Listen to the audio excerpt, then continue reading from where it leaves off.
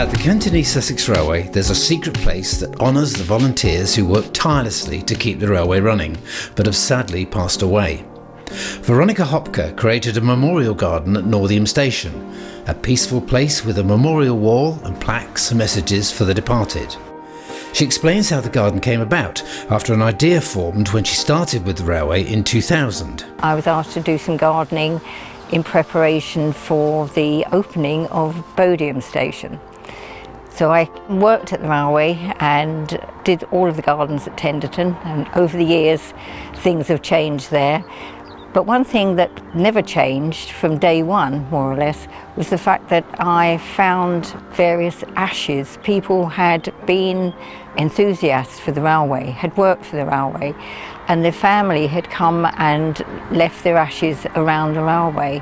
But there was no recognition of who they were. I didn't know who had left them, so I had no means of acknowledging this person's death. So I spoke to the general manager and asked permission to create a memorial garden.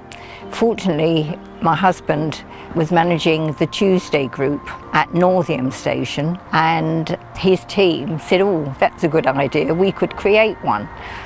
So we had a look around here, and with permission from the board, we started the memorial garden here at Northiam. At first it was just the gardens, and then the idea came that we could create a memorial wall by using sleepers.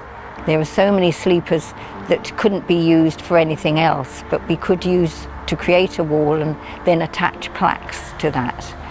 And from then on, I'm glad to say people have found it quite useful to be able to come somewhere other than a graveyard to visit their deceased relatives. They bring flowers at Christmas time, birthdays, and it's created a very nice venue for a family to come. Many of them are volunteers, some of them are people who just visited the railway. I've had a disabled chap who sadly died very young, but his family said he loved to come to the railway.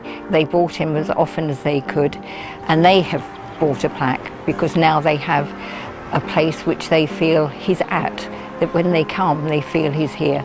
I'm sure that's the same for so many families, and this is why these memorial gardens are so important.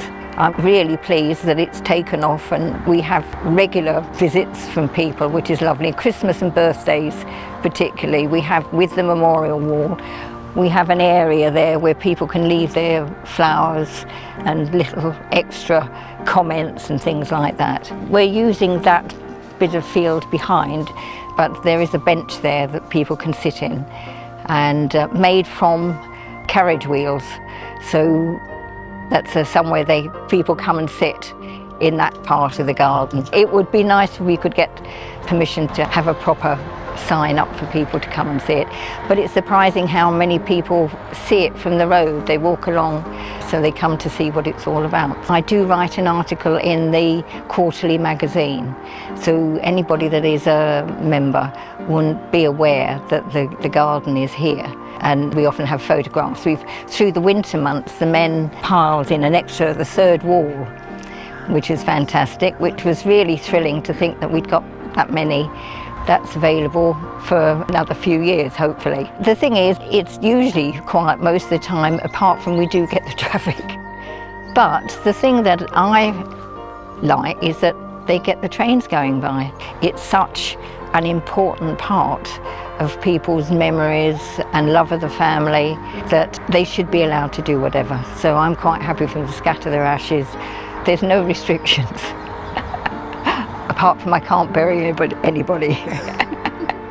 Veronica and her team work hard to maintain the wonderful garden and memorial wall at Northiam Station.